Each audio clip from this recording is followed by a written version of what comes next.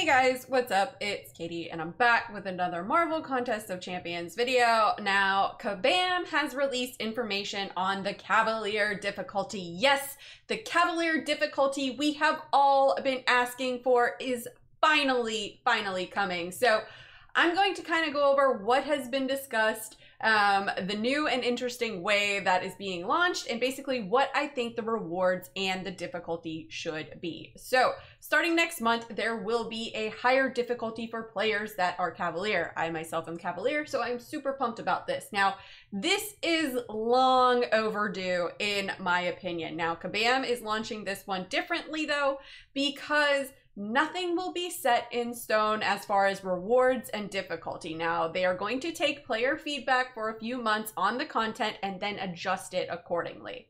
Now, I, for one, am excited for this. Uncollected difficulty, let's face it, has become kind of a joke for a lot of players. Now, I know this is kind of a bit sadistic, but I miss the days of having to, plan my paths in the monthly EQ, switching out teams when needed, and, basically having the real threat of dying constantly. I'm looking at you, Emma Frost monthly event quest.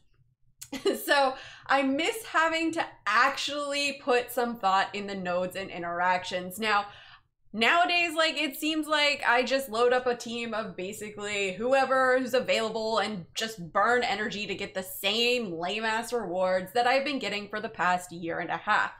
Now, with that being said, I do not think this content should be as difficult as the later parts of Act 6. I mean, honestly, I think it should be tuned into around of Act 6.1. I've said that before. Anything more than that, and I think it will put players off. Now, let's face it, we don't want monthly event quests to be money pits with champs and encounters that only, you only have one or two viable champions that can do it. That's kind of like how the later parts of Act 6 are, right? Now, that being said, that is a bullshit design that you have to put up with in Act 6 because of the, the old tired and true, well, it's permanent content excuse. I'm over that. This being non-permanent content though, you're going to have, if you have to bring specific counters for it, they're gonna miss the mark on that dramatically, and I won't be excited about that. So, and I thought this was kind of cool too. I thought this was kind of a good idea. One player actually brought it up to me in one of my live streams, that was to have the Cav difficulty set up like a boss rush. So essentially it's one path and you are fighting all of the bosses from the uncollected event quest, only they're kind of really beefed up. So I like this idea, right? Because let's face it, we're gonna run through uncollected, so we're gonna burn the energy to run through uncollected. So why not have it set up like this? I really like the way that that could be designed. Now, this is what I have to commend Kabam on, is this testing phase and taking the player feedback. Now, I really hope they take the player feedback appropriately. So I know they're gonna get mine. Let's face it, you all know they're gonna get mine.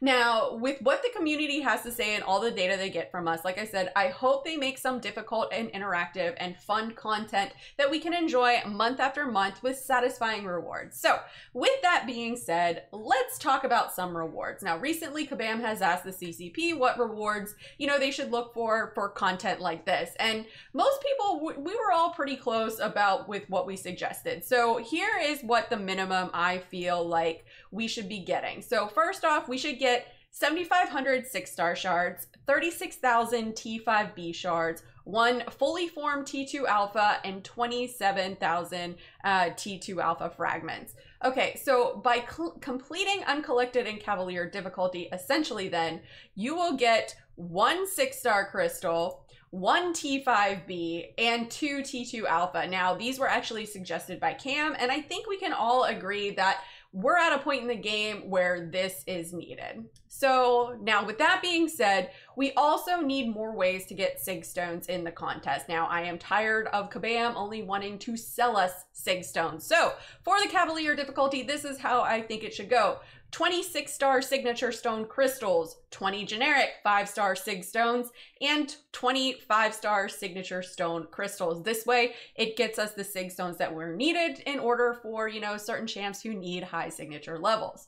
Now, Kabam also needs to put units back into the game because let's face it, having no units and uncollected is kind of pointless. I don't understand why it's there. It should be there. So let's get 300 units. And since this is the Cavalier difficulty, we need to be able to get progression on our 6 stars without it being sold to us. So let's give us, I don't know, 2%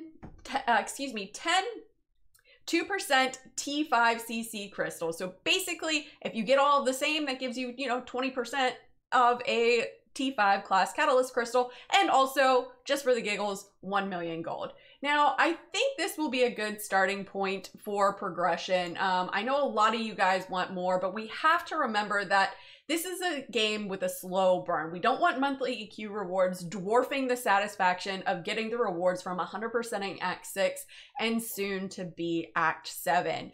But this is kind of how I think the rewards should be, but that's all that I got. Let me know in the comments below, what do you think the difficulty of Cavalier difficulty should be? Do you think it should be kind of tuned in line with Act 6.1? Do you like the idea of having it set up like a mini boss rush every month? What do you think the reward should be? Do you think I'm being too lenient, or do you think I should ask for more? Let me know in the comments below and let's discuss. As always, guys, thanks so much for watching. If you guys liked what you saw and you want to see more, please remember to like and subscribe. Follow me on Instagram and Twitter and hit me up in the Discord chat. Thanks, guys. Bye.